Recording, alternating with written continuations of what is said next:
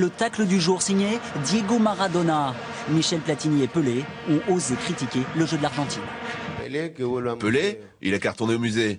Platini, il est comme tous les Français. Il se croit meilleur que tout le monde. Cela dit, nous, on n'a pas encaissé de but contre l'Uruguay malgré Forlan. Donc on n'a pas été mauvais. Perdu. Hernandez, attention. Attention à ce ballon, Sergio. Attention à ce ballon, une balle de but. C'est au fond. C'est au fond. Ouverture du score. Incompréhensible qu'il soit pas hors-jeu. Je pense qu'il y a hors-jeu, mais... Oh là là, je vous avais dit de se méfier de ce joueur. C'est une compétition un peu particulière. C'est une sorte de... C'est comme une Coupe du Monde sur un terrain plus petit. D'accord. Alors c'est que pour vous. Vous avez un écran devant vous? Oui, j'ai. On a les photos des deux équipes.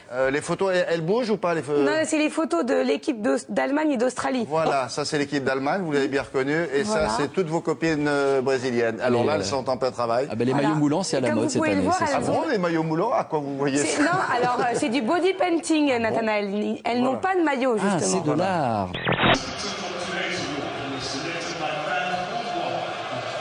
On leur souhaite bien sûr bonne chance. Dès lors qu'ils ont leurs deux pieds en huitième de finale. C'est malin, ce sont des gestes intelligents. Raymond Domenech, Raymond, c'est une énorme déception. J'ai pas de mots. Ouais, c'est plus que ça.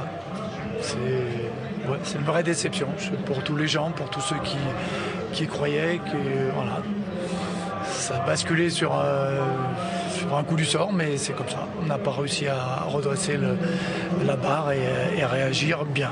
Dommage. Vous montrez comment vous vous installez pour regarder un match de foot quand vous êtes chez vous. Quelle chose que le foot. Moi, regardez 22 couillons. Moi, je crois que je suis comme ça. Non, moi, je suis comme ça. Non, parce que j'attends cette ferveur. Beau, on a tous. C'est ça qui fait. Je suis un beauf. Et après, j'en ai rien à foutre. Récemment, j'étais dans un club de femmes et me disait, elle posait cette question a priori sexiste. Pourquoi il y a très peu de femmes compositeurs de musique? Il y a des femmes écrivains, des femmes peintres et tout ça. Et tout d'un coup, c'est vrai que je m'étais jamais posé la question. Et t'as beau chercher, t'en trouves pas beaucoup, quoi, tu vois. Et là, je pense que ma réponse, c'est que un homme, pour séduire, il a besoin d'écrire une symphonie. Une gonzesse, elle a juste à cligner les yeux. Tu vois ce que je veux dire? Laetitia a de la chance d'avoir eu des plats élaborés pour elle. Moi, après m'être fait opérer des hémorroïdes, on m'a servi des plats épicés. Ça, c'est pas gentil. Puis manger épicé en même temps, c'est jamais recommandé. Le plus décevant dans l'émission, qui vous a vraiment déçu, celui que vous vous êtes dit, bon, c'est une fausse valeur.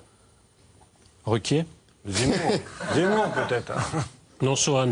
Sohan, ah ouais. Sohan parce que faux rebelle, je sais pas, il a un déguisement vraiment crédible. Au point. Ouais, non mais ça. vraiment au point.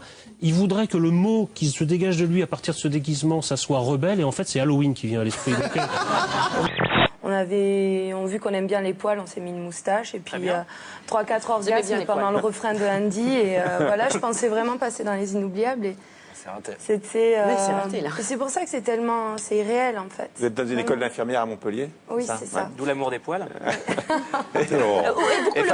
Pourquoi le badge Maïté, pour l'amour des poils aussi? Non, parce que je respecte les personnes qui mangent gras.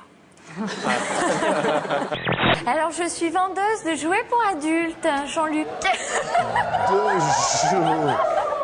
Et vous êtes accompagné dans la vie? Oui, il est là d'ailleurs. Il est là. Et que fait-il dans la vie? Il vend des jouets pour enfants. Qu'est-ce que c'est que ce Beans? Eh oui, c'est comme ça. Et alors, c'est quoi les jouets pour enfants de l'été? Il vous en a parlé à Nouvelle Connexion? Ça, je ne sais pas. Peut-être le petit canard qu'on retrouve chez moi aussi, mais après, je ne sais pas. C'est dingue. Visiblement, la société a une conception un peu particulière du commerce. Ici, le client est d'abord perçu comme une proie. Puis le client, si vous voulez, c'est un métier, ça. Ils en veulent 500 grammes, en force, on a 1 kilo. Vous allez à Paris, boum, vous les massacrez, vous ne revenez plus. Vous allez à Versailles, vous les massacrez, vous ne revenez plus. Donc vous les bombardez bien, vous leur mettez des punitions 3-4 fois d'affilée, puis après vous ne revenez plus.